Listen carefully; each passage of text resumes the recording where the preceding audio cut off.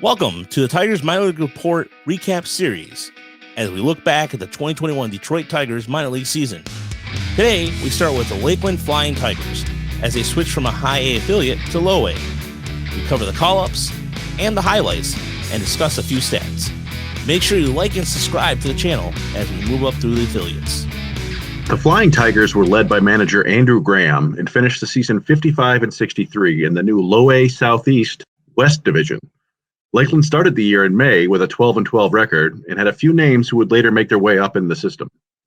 Outfielder Eric De La Rosa, infielders Andrew Navigato, Jimmy Kerr, Colt Keith, GAGE WORKMAN, and catcher Cooper Johnson all moved up eventually. And on the pitching side, Adam Wolf, Austin Bergner, Chris Maloney, Bryce Tassim, and Israel De La Cruz all saw promotions. The automated strike zone was in effect in Low A this year, and it wasn't as smooth as Robot Ump fans would hope. The league had to make some adjustments to the zone on the fly, but for most of the year, the walk numbers were kind of silly. For the season, the entire league walked at about a 12% clip. Eric De La Rosa quickly made an impression when I saw him back in Lakeland.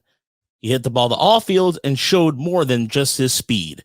Put up a slash line of 276, 391, 414, and showed an improved plate discipline with 9 walks and 20 strikeouts in his time in Lakeland. He discussed with me when he was up at West Michigan what type of hitter he wanted to be. You can find that video in our player interview series. GAGE WORKMAN, Detroit's 4th-round pick in 2020, was one of the bigger prospects sent to Lakeland to begin the season.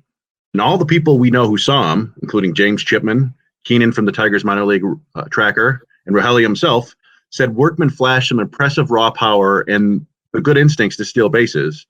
But then on defense, he looked a bit like a third baseman playing shortstop. Jimmy Kerr, the former University of Michigan first baseman, was one of the big requests in our recaps on his progress as he got off to a hot start, hitting 299, 419, and 468 with an OPS of 887. Cooper Johnson, who we saw at West Michigan back in 2019, right after the draft, got off to a good start in May, and would later see time at West Michigan. He showed a little more with his bat this season to add to his good defensive abilities. We mentioned how many players moved up over the course of the season, but there were a few interesting names who stayed in Lakeland all year. Starting pitcher Carlos Guzman led the team in innings and strikeouts, but had some issues with walks and posted a 4.65 ERA. His fastball can get up to 97 miles per hour, but it sits at 93 to 94, and it's a bit straight. His changeup is an above-average pitch, but his curve is a below-average offering without much bite, and when the change isn't working, he runs into trouble.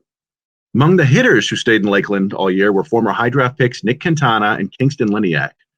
Quintana dealt with nagging injuries and never got on track, batting just 199 for the season, while Liniak showed some impressive tools but struggled to make hard contact, finishing last among the regulars on the team in average exit velocity at just 81.6 miles per hour. The international draft class started seeing its way in the Lakeland roster from appearances from Carlos Mendoza, Carlos Irigoyen, and Jose de la Cruz, and some undrafted free agents for the 2020 also made the squad. The most interesting of those players was Wilmer Flores, a big 20-year-old who showed interesting stuff and good results. He's off to the Arizona Fall League now. We also saw a decent number of players from the 2021 draft class, led by outfielder Austin Murr, who quickly rose from rookie ball all the way to high A in just 2 months. We also saw catchers Mike Rothenberg and Josh Crouch in Lakeland, and Ben Malgeri and Austin Schultz, and Chris Myers. And then we also saw relievers Aaron Haas and RJ Pettit. For next season, we could see the likes of Jackson Jobe and more of the international talents, such as Roberto Campos, once again Jose de la Cruz, Adenso Reyes, Carlos Pelgrin.